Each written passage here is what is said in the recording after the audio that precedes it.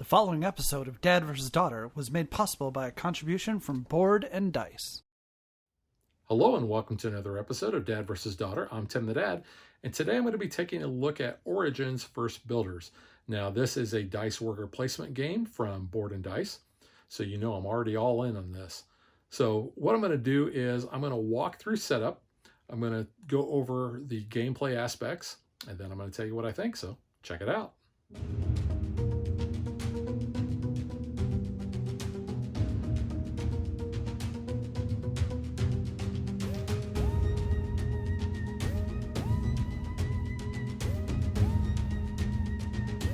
Seeing everything laid out on the table may seem a bit overwhelming, but it really isn't. The first thing I want to do is I want to walk through the different aspects of setup. Now, based on player count, that will determine how many of the district cards that we use and how many of the citizen dice that we have in our pool. Now, I have this set up for a two-player game. So we are going to be using 4 district cards, and we are going to return 2 of each color citizen die to the box.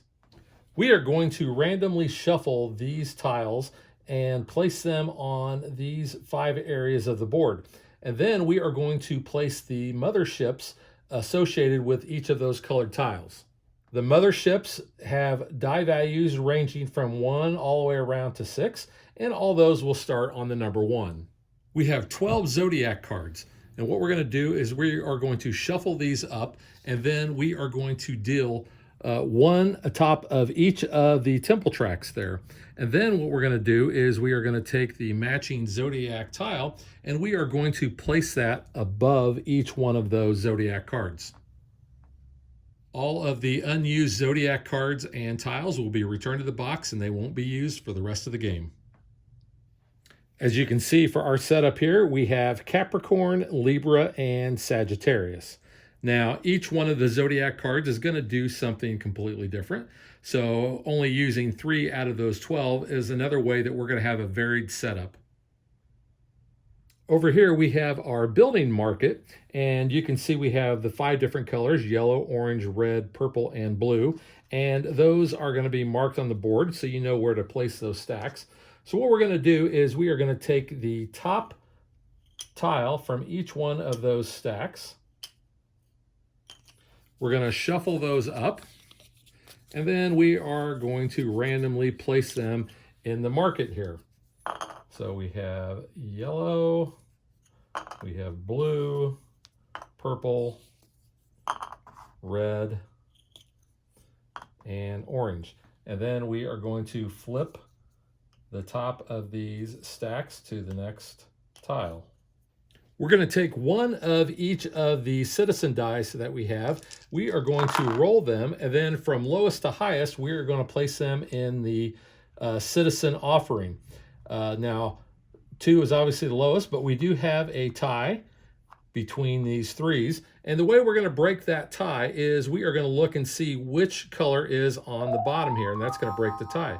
So orange is going to come before yellow, so orange will go into the 2nd spot, and yellow will go into the 3rd spot. We also have speaker dice, and we are going to roll those as well, and we are going to re-roll any 5s that we get, and those are going to be placed here. Now you can see for a 3 and 4 player game, we would use 3 or 4 dice. Also, with the citizen offering dice, I didn't mention, but if you roll any 6s, you will re-roll those again so that you have numbers less than 6. The district cards and the tower markers kind of work hand in hand. And like I had mentioned, we are going to only use 4 of these out of this huge stack in a 2-player game. So after those have been shuffled and we have dealt 4 cards out, we're going to make sure that we have 2 gold tokens placed above each one of those. Now, the first player that is going to complete this configuration is going to be able to take those 2 gold tokens. Once they have closed this district, and I'll talk about what that means, they are going to get 15 points. Now, every other player that is able to close this configuration is also going to get 15 points. If a player does the same configuration a second time, they're going to get 8 points. Now you'll notice that we have colored towers across the top here. So I was mentioning that those go hand in hand. We are going to place one disc in each one of the tower areas based on the color. And then what we're going to do is we are going to count the number of colors that we have. So in this case, starting at the bottom with blue, we have 1, 2, 3. So we will add 3 more tower discs to that area. Purple, we have 1 and 2. So now we have a total of 3 there. For red, we have 1, 2, and 3. So that will give us a total of 4. Orange only has 1. So they're only going to have 2 tower tokens. And yellow has 1, 2, and 3. So they will also have a total of 4. Each player is going to get a player board. There's nothing different other than the artwork on the player board. As you can see, I've chosen that one, but here are the other ones that you can choose from. They all are very interesting looking. They're also going to take the tokens in their player color. So as we can see, we have green here because everybody wants green. We also have blue, brown, and black.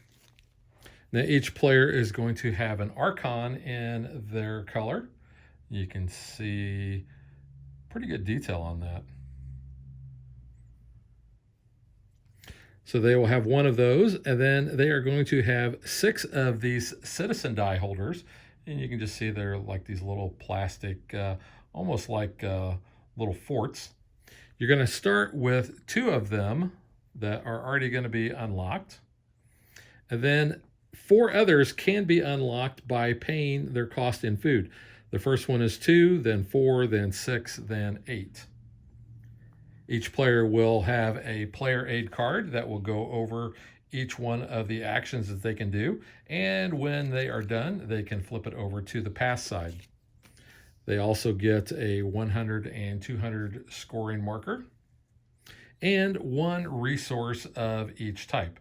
Now, there are 3 basic resource types. There is stone, food, and wisdom.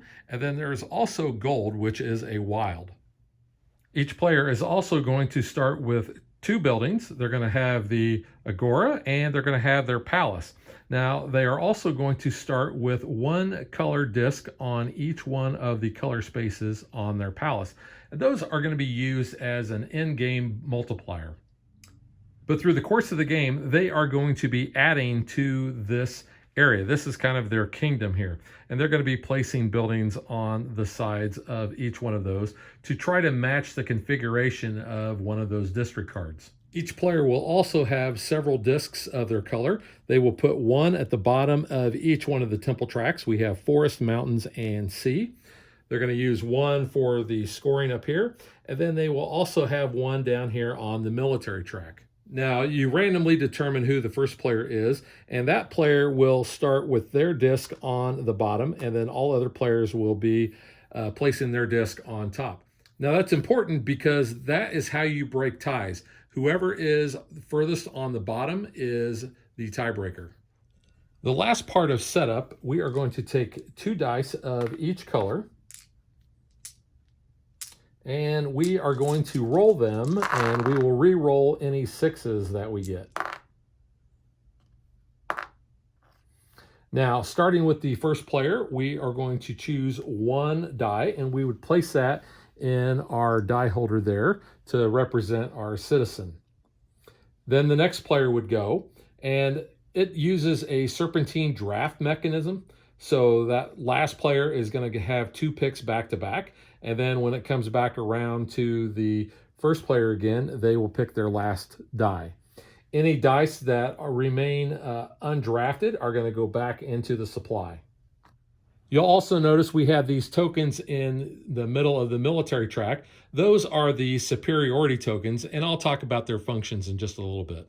But that concludes setup, so now we're ready to play. So there are several things that we can do on our turn, and I'm going to walk through each one of these. They are on our player aid here. So you can see on your turn, perform one of the following actions. And I'm going to explain what each one of these does. So let's talk about the visit and encounter site. As I mentioned in setup, these are variable setup here. And each one of these has certain actions that we can do.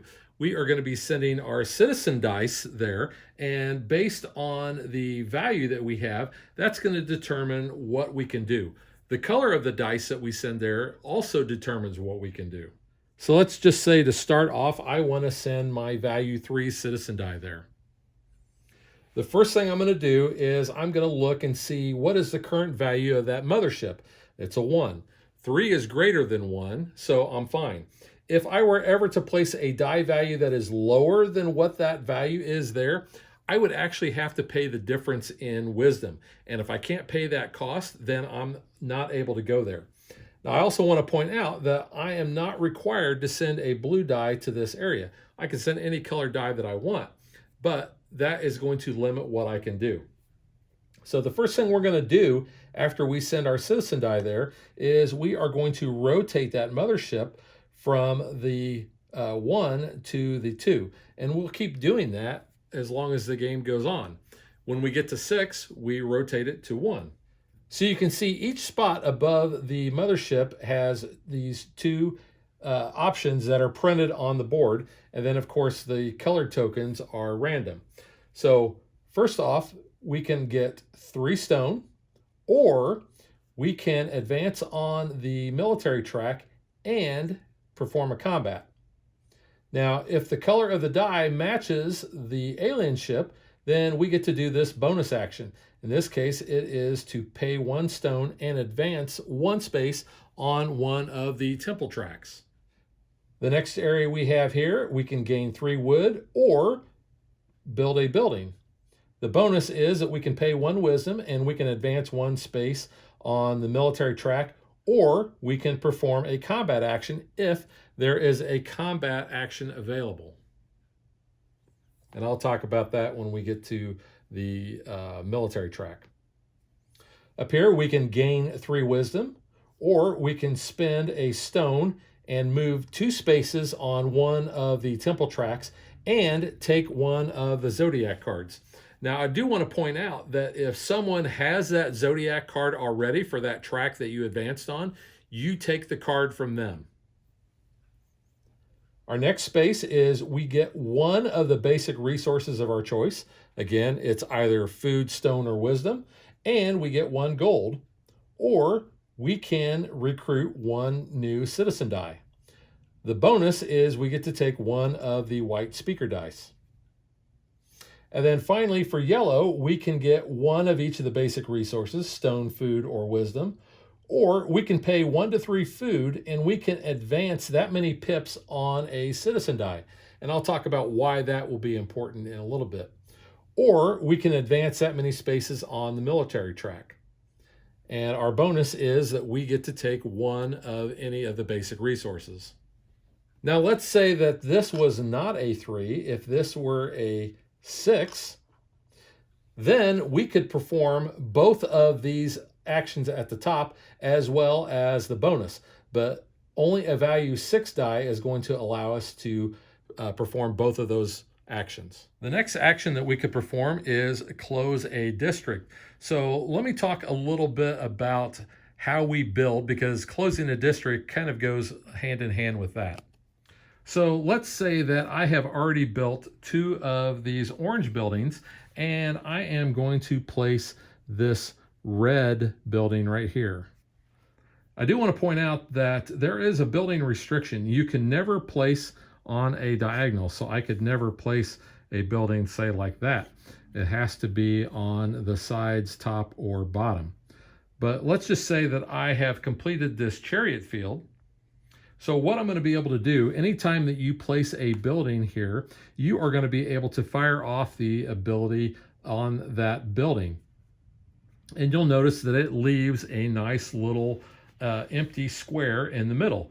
That's going to be called the seat of power. So when we close a district, what we're going to do is we are going to take 1 of our unused citizen dice, and we are going to remove that from its cradle, and we're going to put it right in the middle there. Now, the color is important because that is going to determine which one of these 4 buildings are going to actually fire off a second time. Now, we have 2 orange buildings, and since we used an orange dice to place in our seat of power there, both of those orange buildings are going to fire off.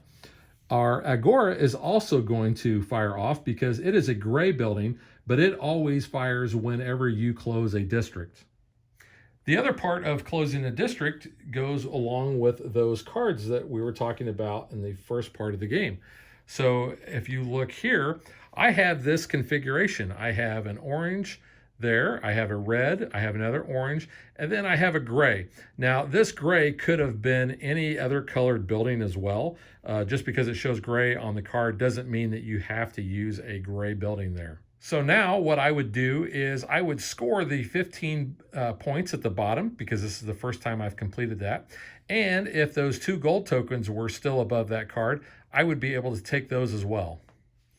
Another action I can take is to build a tower level. Now, as I said in setup, we are each going to start with 1 color disc on our palace tile, and those represent essentially a level 1 tower. Now, when we want to take a tower token, we're going to look and see what level we already have here. Now, starting off, like I said, we only have level 1. So it's only going to cost us 1 gold in order to place a tower token there. Now, we can choose any color we want as long as there are colors that remain in the supply. So let's say that I wanted to get an orange tower token. I would simply take it from up here and place it on top of my existing one. Now, if I want to continue to build orange, I'm at a level 2, I would have to pay 2 gold for that. And that cost is going to increase as we keep adding levels. Now, you'll notice we only have 1 orange tower token left. And remember, during setup, that was based on how many of the towers were on our district cards. Part of the in-game trigger is when we have emptied 2 of these, that is going to be an in-game trigger. Now, the reason why we want to build up our tower discs is because that is an in-game multiplier. So what we're going to do is we are going to count up how many of those tower tokens that we have, and then we are going to multiply that by the pip value of our die that's in the seat of power. So if the game were to end here, since I have a 4, I would multiply that 4 times 2, and that would give me 8 points. Now, most of the time, you're going to want to get that increased up to a 6 so that you can get the most points. You may recall when I was talking about the ability above the yellow mothership, I can pay 1 to 3 food, and I can increase the pip value of a die that is in my one of my citizen dice that's up here. Now, once a die is placed in your seat of power, you cannot touch it. You can't change the value. You can't move it around. Another option on our turn is to grow our population. And I think I mentioned this before. The way we do that is we will pay the food cost above each one of these, and we will be able to then add that. So it costs 2, 4, 6, or 8. So if I pay the 2 food, then I can place that up there. I have to have an empty population square, I think is what they call them, in order to recruit any more citizen dice. So in this case here, because I've placed 1 in my seat of power, I can now recruit up to 2 new citizen dice. If I want to recruit any more, then I would have to increase my population by unlocking these. Finally, the last thing that we can do is to pass. So there are a number of things that we do when we pass. First thing we do is we flip this over so everybody knows that that player has passed, because other players are going to keep going as long as they have not passed. We are going to pull back all of our citizen dice, and any of the 6s that we have, those are actually going to become advisors, and those are going to go into these spots down here. Now, at the end of the game, however many we have is going to give us bonus points. If we only complete 1 advisor here, we're only going to get 1 point. However, if we are able to get 1 die of every color, we're going to get 15 points. Now, if I were to place another blue die here, then I actually can't do that because I already have a blue advisor. So what I would do is I would look at the value of the victory points here, and I would get that. So in this case, since this is the furthest die I have in my advisor row, I would only get 1 point. However, let's say that I had these filled up and I placed a blue die there, I would actually get 10 points. And then that advisor die that I cannot place goes back to the supply. Now let's say when I brought this die back, it was actually not a value 6. Let's say it was a value 3. Then what I'm going to do is I am going to advance that to a 4, and then I will place it back in its holder. The only time that you ever make it an advisor is when you already bring back a 6 and you can't increase the 6 because then it would go back to a 1. That's when it would become an advisor. Now, the benefits of having an advisor means that your Archon, and I know we haven't talked about him yet, your Archon is then going to be able to be represented by the color of advisors that you have. So in this case, since I only have one, he would only act as a blue advisor. The Archon actually has no color and he has no value. So when he goes to one of those spots, just like your citizen die, he can perform either the top action or the bottom action. He cannot perform the bonus action. However, if I have that matching advisor, in this case I have a blue advisor, he can still do one or the other of this, but he will also be able to execute that bonus action. And then part of passing, like when you bring your citizen dice back, he will come back to, and he fits in that little round groove on your player board. Now let's talk about what some of the areas of the board do. Let's start off with talking about the buildings.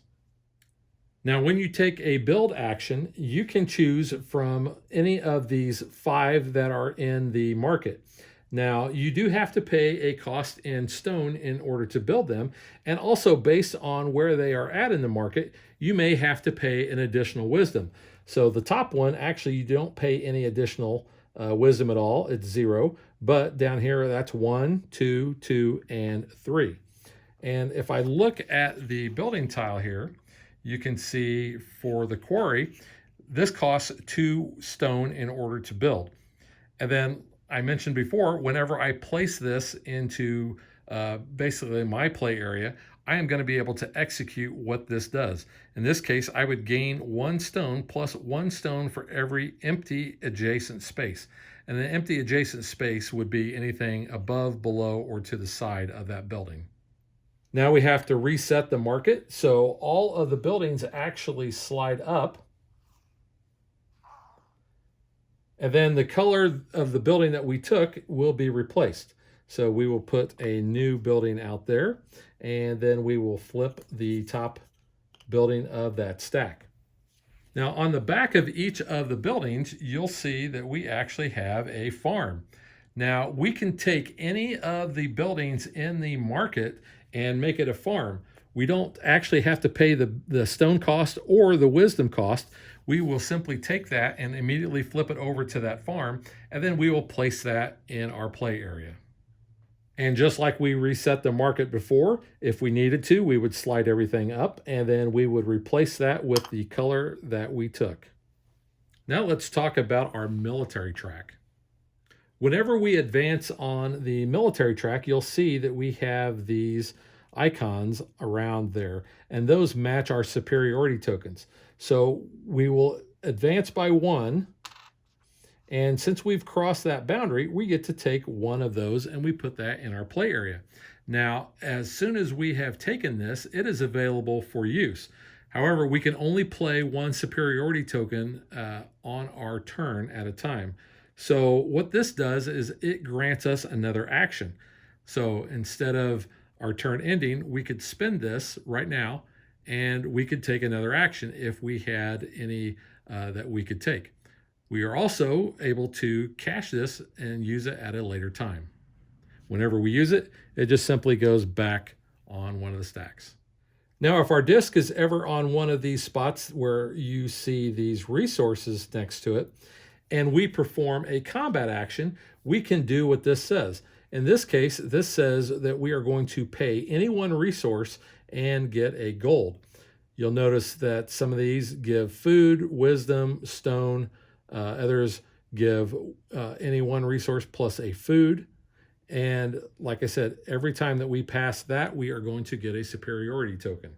Also, whenever we do combat, that's how we're going to score points. And the way we're going to score those is we are going to look at how many of these icons exist between where we're at and the starting point. We're also going to count the number of other players' discs that are behind us. Now, if we're in the same stack, we don't count those.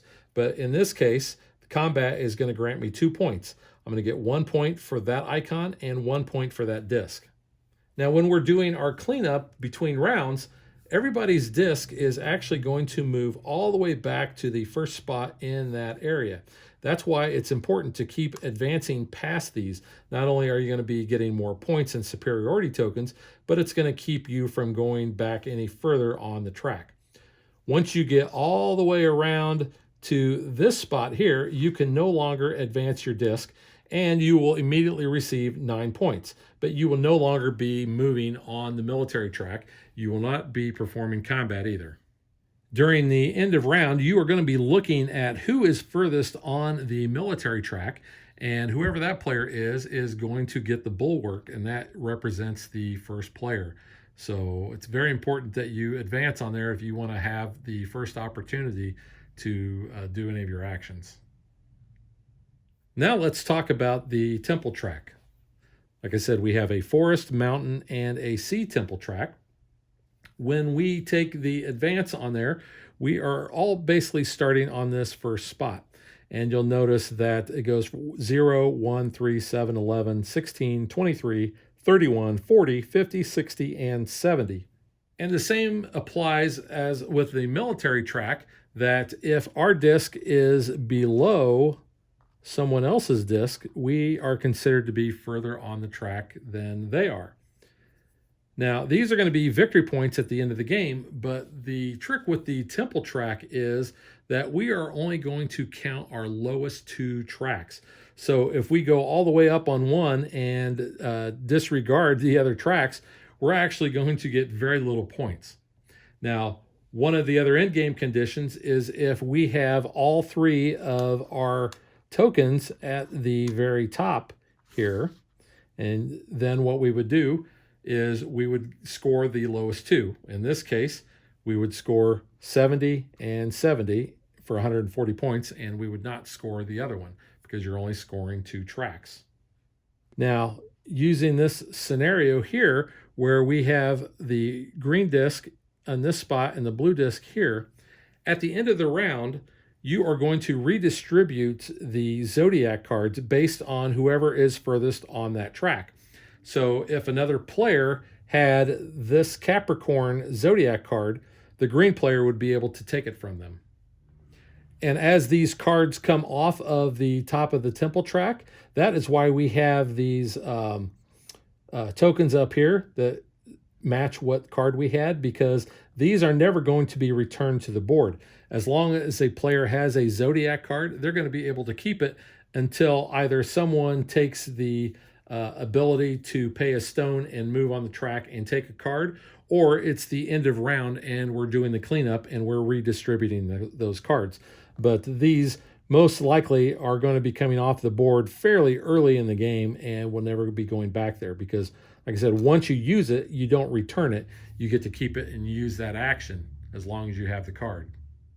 Just to reiterate how the end of game is triggered, if all of the gold is taken from above the district cards, if you only have 3 areas left that have tower discs, or a single player has all 3 of their temple tracks at the very top, that triggers the end of the game. The final way that the end of game trigger can happen is if you need to replace one of the citizen dice and there is no more left of that color. So let's say that somebody took this yellow and the supply had no more yellow. That would trigger the end of game as well.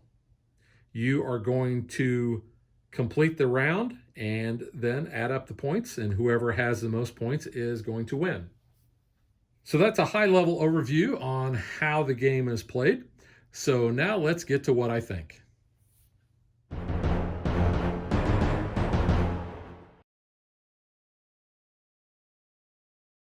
I absolutely love this game. It's got dice, it's worker placement, two things that I love, and I think the gameplay flows so well. Plus, the variable setup and the different ways, different strategies you can use to try to win and earn points. Uh, I love every bit of that.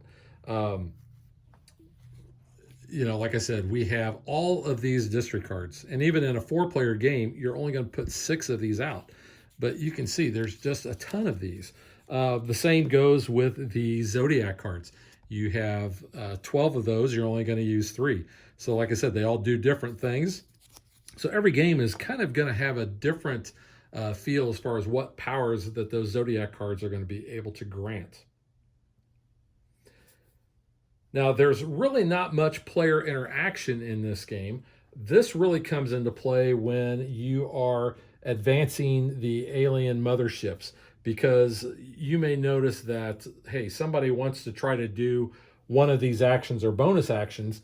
You may be sending your dice there, your citizen dice, just to rotate the ship to the point where either they can't go there because they have a die that's lower than that pip value, or they don't have any wisdom tokens, so they're not able to go there as well.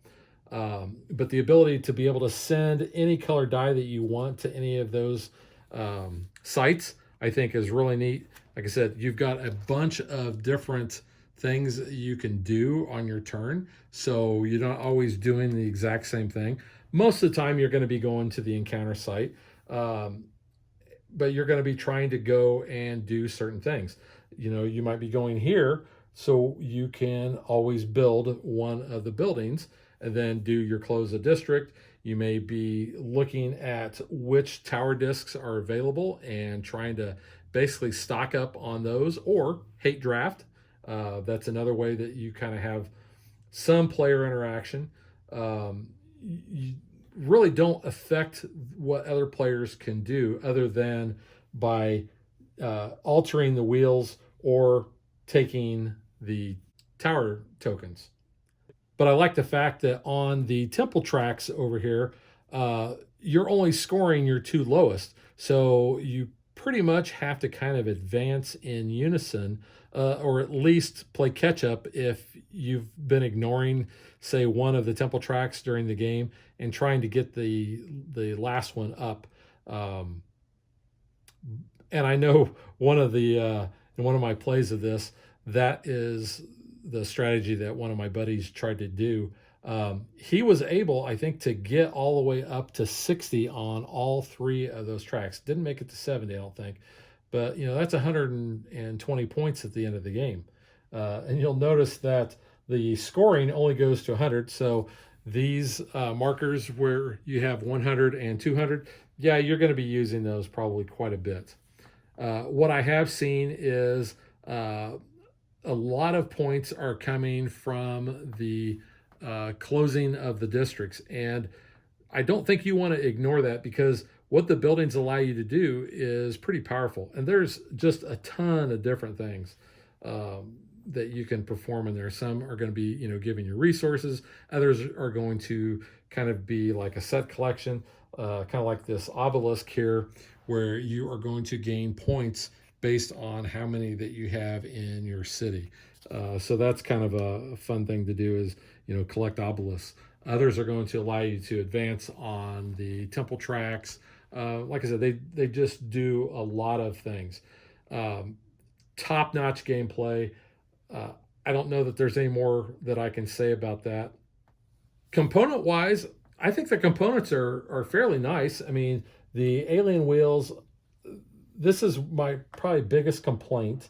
If I can take one of these out here, I want to show you close up. Don't want to break it. You can see they just fit right in there.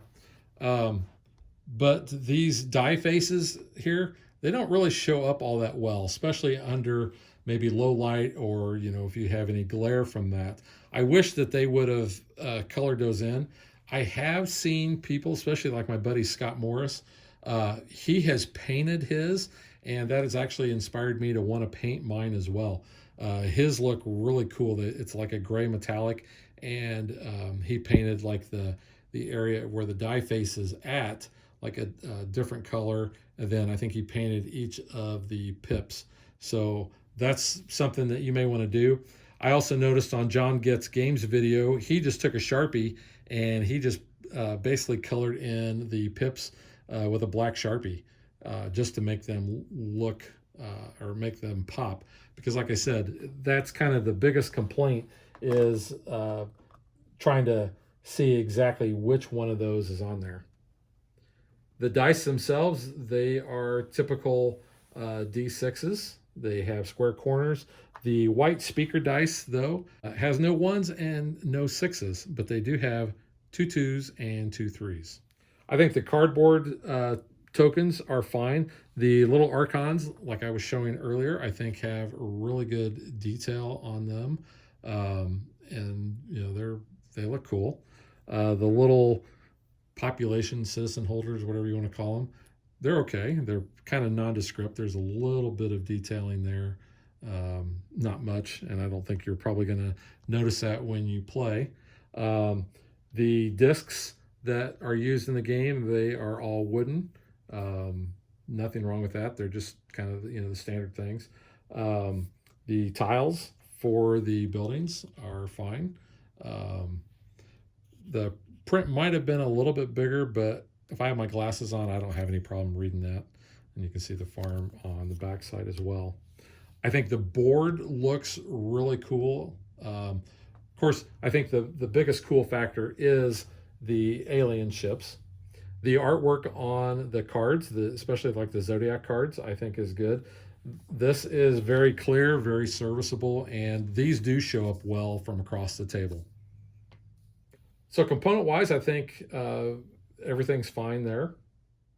The replayability, like I mentioned before, with having a huge stack of the district cards and the Zodiac cards, plus the randomization of the district cards that come out, how many of the tower tokens you're going to use, and where each of those motherships is going to be at, really does add a lot of distinct feel to each game that you play. I do know there is an expansion for this already. I have not played that expansion yet, but I'm actually looking forward to it, as this is a game that is definitely going to be sticking around. I think everyone that I've taught this game to has really enjoyed it. The one other caveat about the gameplay is people can be AP prone, and that can be a major problem.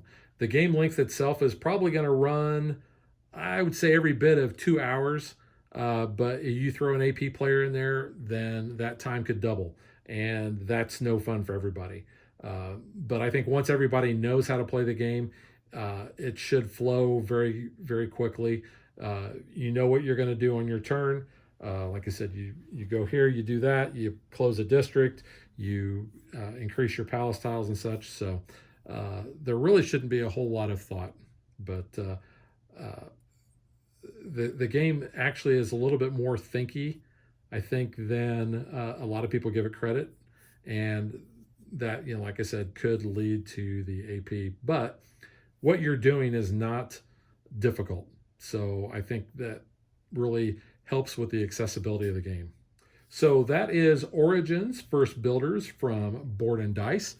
2 thumbs up from me. Highly recommend it. I love this game.